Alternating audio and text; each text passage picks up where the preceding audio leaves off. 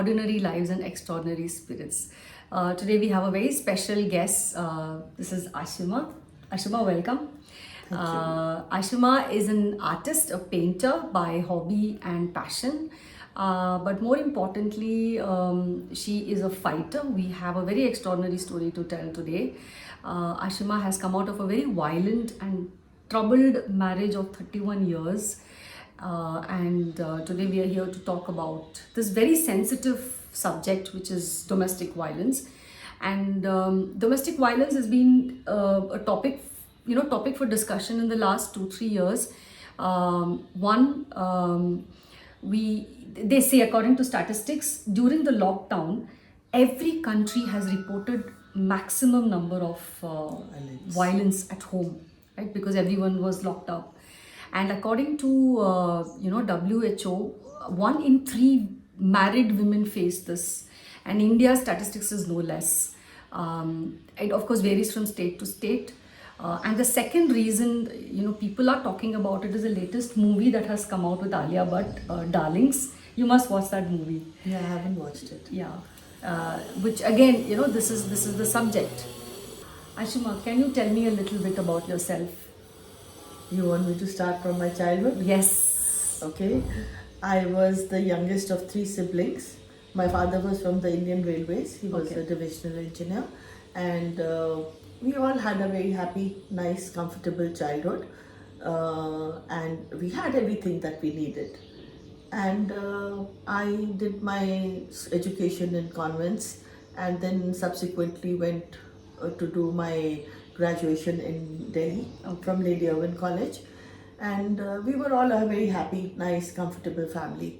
And then it was time to get married, and it was an arranged marriage like any other. At what age was that? I was about 20 plus when this whole thing happened, and when I got married, I was 21. 21. Okay. Yes, and So the proposal came in through your parents, and actually it was from the newspapers. okay. And I've always wanted to marry a fighter pilot. Somehow I was obsessed, maybe because my whole family comes from, like my elder sister's married to a aviation person from the Indian Air Force. My brother from the Indian Naval Aviation. So sort of flying was very fascinating for me, and since I couldn't become a pilot at that point of time, I thought I would marry one. And I wanted to marry only a fighter pilot. Okay. Maybe that was a lot of effect of the 71 war. Yeah. Because Indian Air Force came out with flying colored as heroes, real heroes, at that point of time. And so we were, as young girls, we all had stars in our eyes for the Air Force guys, so in their blues. So I decided to marry a fighter pilot, and I had seen the life of a service officer, how it would be, and because my brother was there and my sister was married into it, and I felt that I would fit very well into that life. It was just sort of made for me. So I decided to marry a fighter pilot, and when I told my parents, they were not really very happy with my decision because there were better proposals coming. And they were not keen that the third child also should go into the armed forces. But I was very stubborn about it. And unfortunately, I married not a fighter pilot, I married a fighter and a pilot. So it makes a lot of difference. Was there a courtship in your marriage? There was a time period between your engagement and the marriage? Yeah, a very short time, just a couple of months, I think 2-3 months. Okay. And was he in the same city as you? No, he was posted somewhere else, and we were in Faridabad. And there was an exchange of few letters, and then he came for the wedding, and we met a couple of times before the marriage. And did you feel any? Were there any red flags then? Did you feel anything was out of sorts? Well, yes. Now in retrospect, I can say yes. There were, but I guess I was too naive and too young to understand or decipher those situations, But even at that young age, I did confide in my sister. My, some doubts about those things. And unfortunately for me, my sister did not really guide me. She's 8 years older. She should have guided me, but maybe it never occurred to But did her. no one takes it seriously? Like after Yeah, once the marriage is yeah. fixed, you just wanted to. There were definitely red flags. Okay. And then you got married, and Yes, then we so how got were married. things when you started living together? Uh, yeah, we sort of went for our honeymoon and we came back after 4 or 5 days, and then we set off to set home in Air Force Academy to Diggle here in Hyderabad. Okay. And we were busy setting up the house and all that, and not much of problems It was there. a normal life. Normal life. And then slowly certain arguments, when you're doing things, certain arguments happen. And the first time he raised his hand on me was I think 3 months into marriage. 3 months into the marriage. Yes, 3 months into the marriage. And So I was it a fight you were having? some kind of small argument, and he Argument. just came and slapped me. And I had not been hit ever since childhood, so I didn't know what happened.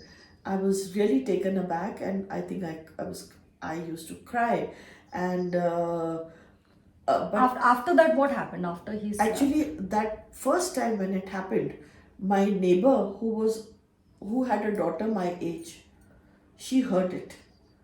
And next day she came to me when my husband was not there. She came to me and she asked me, "Tell me honestly, did he beat you last night?" So I just broke down. I cried. And she sort of pacified me, and that's it.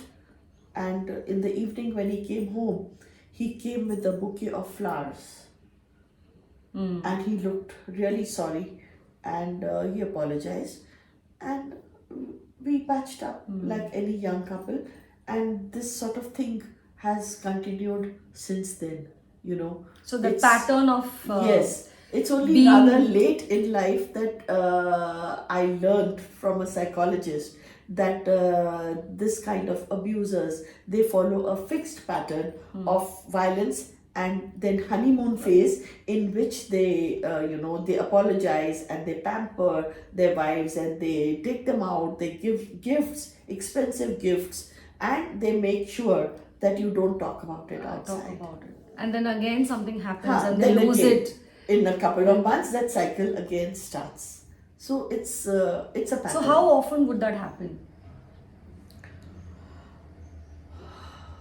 I think it kept increasing in frequency as well as intensity over a period of during our marriage, a 31-year marriage. So when It's did sort of- you have children?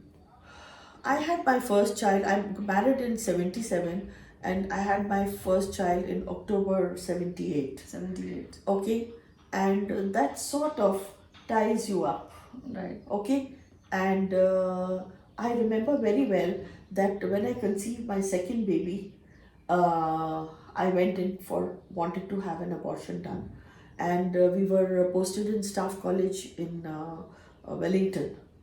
And I remember going to the gynecologist there, but those days abortions were not so easily done. And the doctor was not agreeing because he said the age gap is correct. Why did you want an abortion? Because I knew that my marriage is not a good You one. couldn't go And on. I did not want to ruin another life. But the birth of this child, the first child, didn't change him? There was No, change- there not were no at all. changes? In fact, that brought the worst out in him because it happened to be a girl child. He did not see the child for 3 days. And subsequently, he refused to pick up that child also.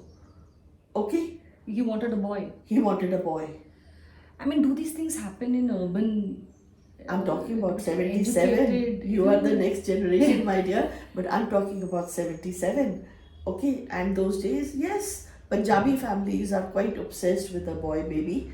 And much as his own mother first had delivered a baby girl, my mother had delivered, first child was a baby girl. Okay, but when I delivered a baby girl, it was not acceptable. His mother also pulled a big ruckus, refused to have the sweets offered by my parents, and he did not see the baby for 3 days. I was in the So hospital you were in your crying. parents' house. Yes, I had was it So with my when you parents, and I when was in the you hospital, and he did not come to see me for 3 days. and then you move back after 3 months. Then again, things patch up. What do you do?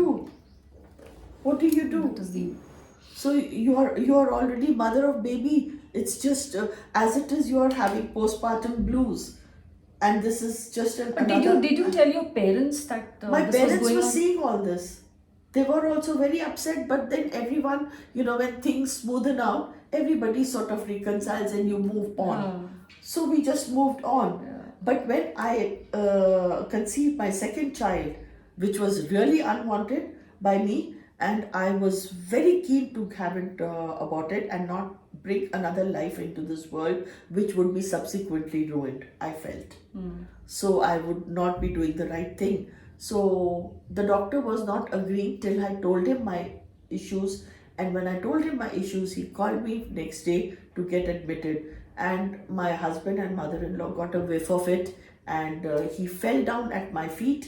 He pleaded like anything, don't abort this baby because it's going to be a boy. And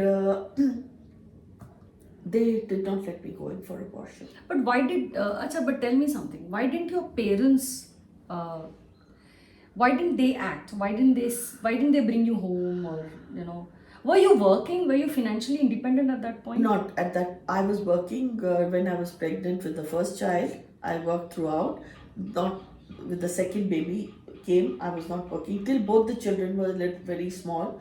I was not working. But once they were school going, I started working again. So would you say that why didn't you leave, Ashima? Was it because you were not financially independent at that point? Or was Yeah, it I was that not taboo? really independent, and there's a pressure of society. There is a Stigma. pressure of parents. My father was a heart patient, and I did not want to trigger any medical So problems you there. stayed. So, and you because he was always apologetic, this kind of You thing. think that he will change at some point? Every time it happened, a big issue happened, I thought he would change. And I thought he had seen the light of the day. But it didn't really happen. So There's did a you very nice saying on this, that she thinks he will change. And he thinks that she will not go, but she will.